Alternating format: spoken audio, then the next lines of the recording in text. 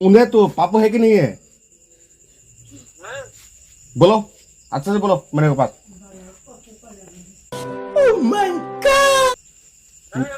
मैं शिलोंग से बात किया है अभी।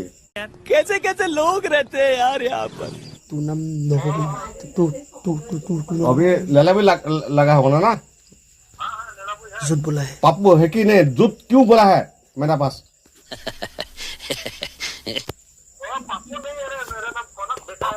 फटोक देखा है झूठ बोला है तो पापू है तो ना झूठ बोला है।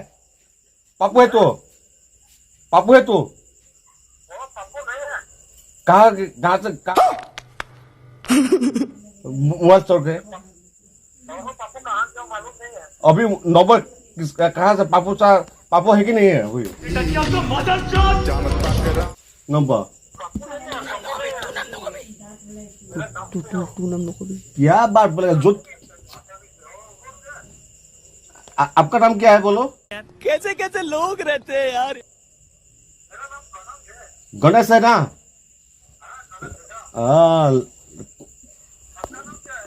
मेरा मोरिका से फोन किया है।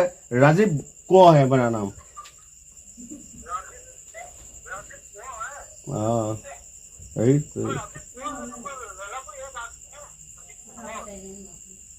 यही तो है डिविजन